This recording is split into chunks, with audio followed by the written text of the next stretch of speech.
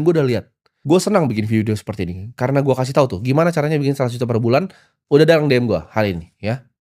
Jadi dalam waktu kurang dari 2 minggu, udah ada yang action dan udah ada yang berhasil. Ini gue kasih tahu ya buat lu anak-anak muda ya, terutama yang masih di bawah 30 tahun. Kalau di atas 30 tahun biasanya udah nggak punya harapan kalau masih jadi gembel. Di bawah 30 tahun ya, kalian masih punya waktu untuk putar balikin hidup lu. Jangan nanti lu lihat diri lu ngaca umur 55, umur 60, "Yah hidup gue jadi cuman jadi seorang pecundang."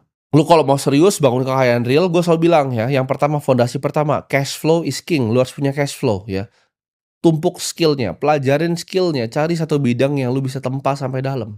Lu kalau bahkan ngerasa kemarin gue lihat kan, ada yang bilang, "Oh 1.000 orang dikali 17 juta jadi dia dapat 17 miliar dalam sehari." Ya elah 17 miliar gitu kan. Gue jalan dari bawah ke atas, lihat porto gue tadi naik udah lebih gitu. Jadi otaknya segoblok itu, kayak udang gitu otaknya, kecil dan bego. Lu kalau emang ngerasa bahwa oke lu bisa kaya dari jualan kelas, pertanyaan gue cuman satu, kenapa banyak penjual kelas miskin? Kedua, kenapa nggak lu ikutan jualan kelas? Kan kasihan tuh orang tua lu di rumah masih miskin. Coba dong lu jualan kelas. Gue juga sering gitu kan, dengar orang komplain dia kerja di digital marketing agency, dia komplain bahwa influencer enak banget ya sekali posting dibayar 20 juta. Lu nggak tahu ya, monyet-monyet kayak lu tuh nggak tahu influencer itu keringat dan darahnya nih dicurahkan ke dalam video-videonya. Dia mungkin 2 tahun pertama nggak dapat viewer gitu. Dia nge-live tiap hari nggak dapat viewer. Terus ketika dia mau endorse dia minta 20 juta lu bilang enak banget hidupnya.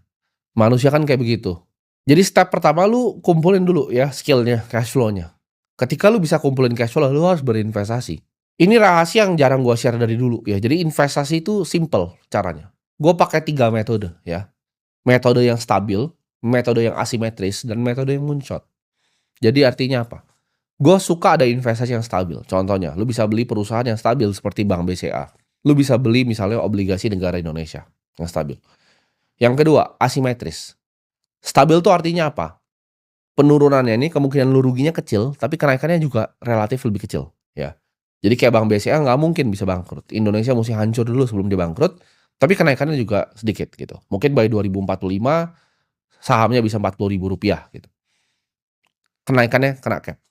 Sedangkan yang kedua ya, investasi yang kedua itu yang asimetris.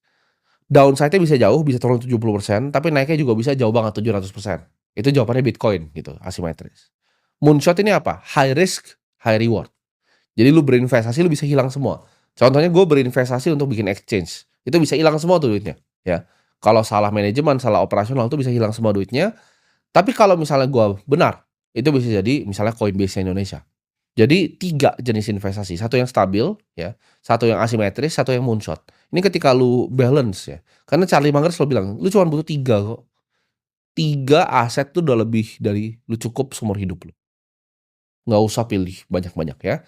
3 yang lu ngerti, lu pahamin, lu kerja dapetin cash flow, taruh di 3 itu, udah hidup lu mantap." Jadi stop untuk jadi pecundang ya, kurangin arogannya.